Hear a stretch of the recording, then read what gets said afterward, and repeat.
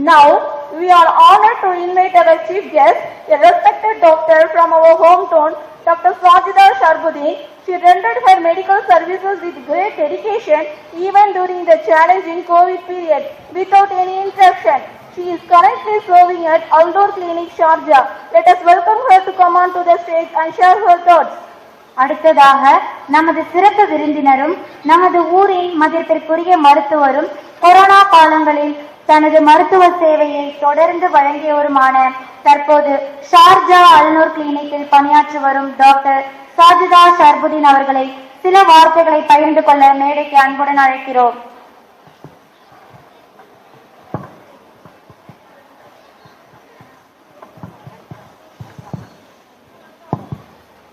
Hello,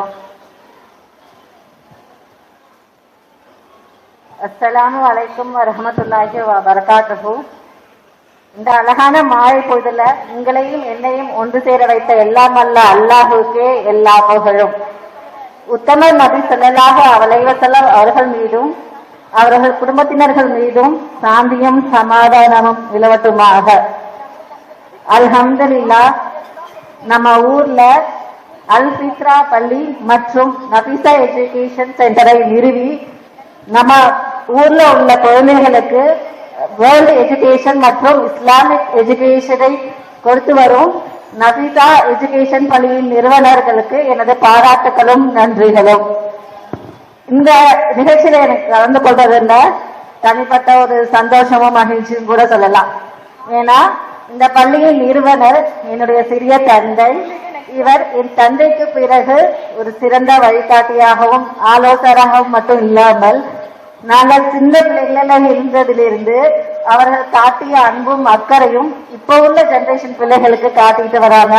அல்லாஹ் அவர்களுக்கு மென்மேலும் பரக்கத்தும் நன்மைகளையும் தந்தருள்வனாக. நான் இந்த பள்ளியில உள்ள நிறைய வீடியோஸ் எல்லாம் பார்த்திருக்கேன். அந்த ஒரு சின்ன சின்ன பிள்ளைகள் வந்துட்டு அவ்வளோ அழகாக சூறாக சொல்வதாக இருக்கட்டும், பாடத்தெல்லாம் சொல்வதாக இருக்கட்டும், அது பார்க்கறதுக்கு அவ்வளவு அழகாகவும் ஆச்சரியமாகவும் இருக்குது. இதற்கு பாடுபடும் ஆசிரியர்களுக்கு எனது மிகுந்த பாராட்டுக்கள்.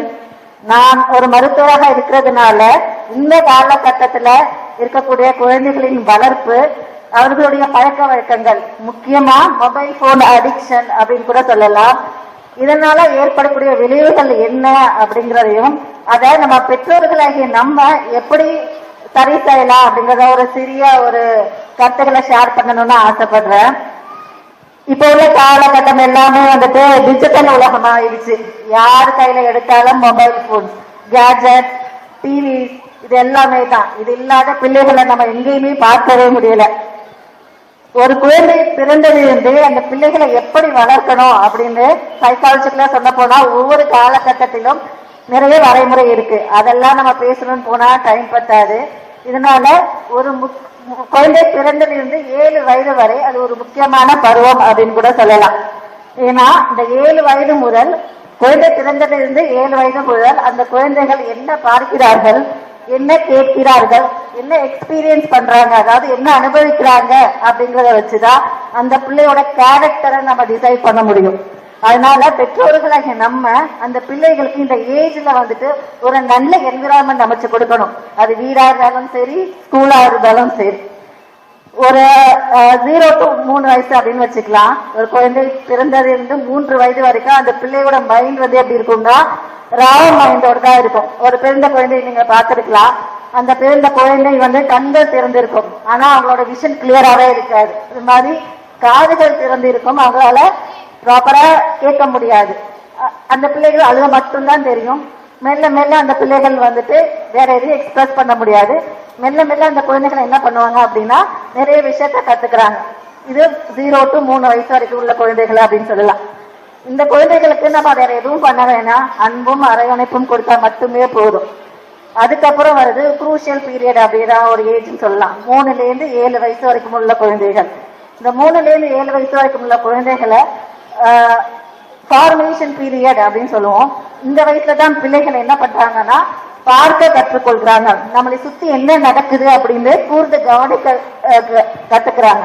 இப்ப ஒரு எக்ஸாம்பிள் சொல்லலாம் அப்படின்னா, நம்மளால ஒரு நாளைக்கு ஒரு 10 வேர்டு கிட்ட வந்துட்டு மனப்பாடம் பண்ண முடியுமா அப்படின்னா, ஞாபகம் வச்சுக்க முடியுமானா கண்டிப்பா அது அடுத்த நாள் கேட்டோம்னா நம்ம மறந்துடுவோம்.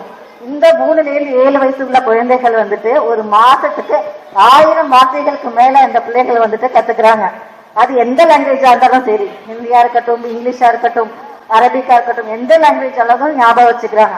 இந்த வயசுல பெற்றோர்களாக நம்ம என்ன பண்றோம், அந்த குழந்தைகளை கையில மொபைல போன் கூட கொடுத்துட்டு உட்கார வச்சிடறோம்.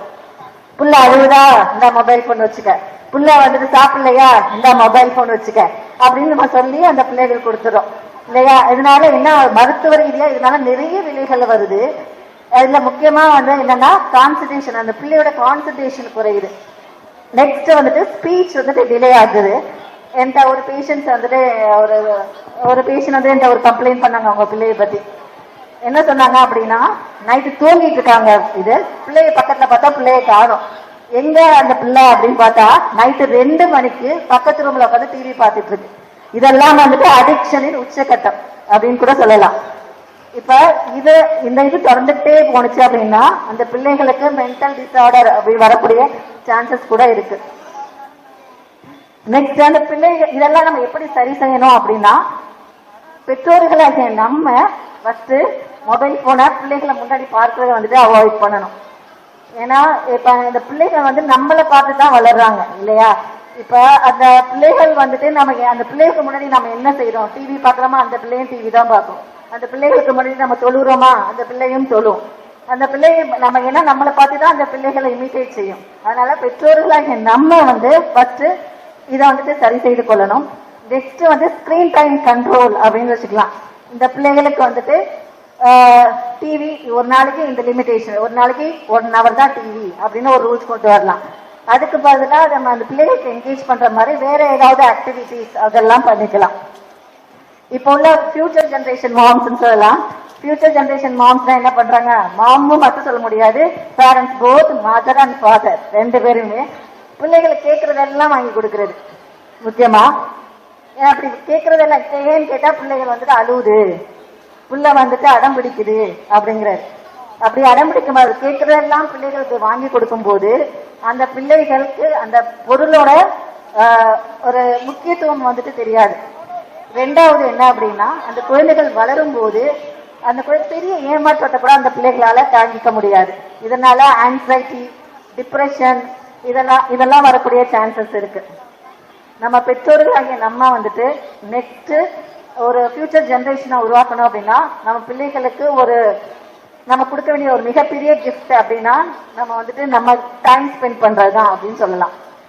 டைம் ஸ்பெண்ட் பண்றதுன்னா என்ன, நம்ம வந்துட்டு பிள்ளைகளோட சேர்ந்து விளையாடலாம், பிள்ளைகளுக்கு நம்ம ஏதாவது பாட்டுல சொல்லிக் கொடுக்கணும், பிள்ளைகளுக்கான அந்த பிள்ளைகளுக்காக நம்ம நேரத்தை ஒதுக்கி இந்த ஸ்கூல் விட்டு பிள்ளைகள் வந்தாங்களா என்ன நடந்தது, பள்ளி விட்டு வந்தாங்களா என்ன நடந்தது அப்படிங்கறதெல்லாம் நம்ம கேட்கலாம். அதுக்கு அடுத்தது அப்படின்னு பார்த்தோம்னா இந்த குழந்தைகளுக்கு நம்ம எல்லா பேரண்ட்ஸும் நம்ம ஃபோக்கஸ் பண்றது அப்படின்னா வேர்ல்டு எஜுகேஷனை மட்டும் தான் நம்ம ஃபோக்கஸ் பண்ணிட்டு இருக்கோம். வேர்ல்டு எஜுகேஷன் ஃபோக்கஸ் பண்றது மட்டும் பத்தாது, உலக கல்வியை மட்டும் கொடுக்கறது மட்டும் பத்தாது. அந்த பிள்ளைகளுக்கு மார்க்க கல்வியையும் சேர்த்து கொடுக்கணும். ஏன் மார்க்க கல்வியை மட்டும் நான் சேர்த்து கொடுக்கணும் அப்படின்னு சொல்றேன்னா, இன்னைக்கு அதிகம் தப்பு பண்றேன்னா அதிகம் படிச்சவனா மட்டும்தான் இருக்கான். அதனால மார்க்க கல்வியையும் சேர்த்து கொடுக்கும் போது அந்த பிள்ளைகள் வந்துட்டு ஒழுக்கத்தை கற்றுக்கிடுறாங்க, அந்த பெரியவர்களுக்கு எப்படி மரியாதை கொடுக்கணும் அப்படிங்கறத கத்துக்கிறாங்க அந்த பிள்ளைகள். இந்த மாதிரியான ஒரு தலைமுறையை உருவாக்குறதுல வந்துட்டு அல்பித்ரா பள்ளி வந்துட்டு ஒரு முக்கியத்துவம் கொடுக்குது அப்படின்னு நான் நினைக்கிறேன் நம்ம இதுல சமுதாயத்துல. இப்போ நான் ஒரு விஷயம் மட்டும் சொல்லிட்டு என்னுடைய உரையை முடிச்சுக்கணும்னு நினைக்கிறேன். என்னட்ட வந்துட்டு ஒரு பெற்றோர் வந்து சொன்னாங்க, இந்த பள்ளியின் மாணவின் வீட்டுக்கு வந்துட்டு நான் போயிருந்தேன், அந்த பிள்ளை அங்கேருந்து என்கிட்ட வந்து கை கொடுத்து அஸ்ஸலாமு அலைக்கும் அப்படின்னு சலாம் சொன்னுச்சு அப்படின்னு சொன்னாங்க. இது வந்துட்டு இந்த பள்ளியில் நான் வெற்றியை பார்க்கிறேன். இந்த மாதிரியான தலைமுறையை தான் நம்ம இன்ஷா அல்லாஹ் நம்ம உருவாக்கணும். அதனால நம்மளுடைய பெற்றோர்களாகிய நம்ம நல்ல முஸ்லீம்களாகவும் நல்ல மார்க்க கல்வியுடைய பிள்ளைகளாகவும் நல்ல குடிமக்களாகவும் உருவாக்க வேண்டும் என்று கேட்டுக்கொண்டு எனது உரையை முடித்துக் கொள்கிறேன். அஸ்ஸலாமு அலைக்கும் வரஹ்மத்துல்லாஹி வபரகாத்துஹு. Thank you, ma'am, for kindly enlightening us through your inspiring speech. Your dedication, especially during the COVID period, truly inspired us. Your valuable words and presence mean a lot to us. We are truly grateful. அல்ஹம்துலில்லாஹ்.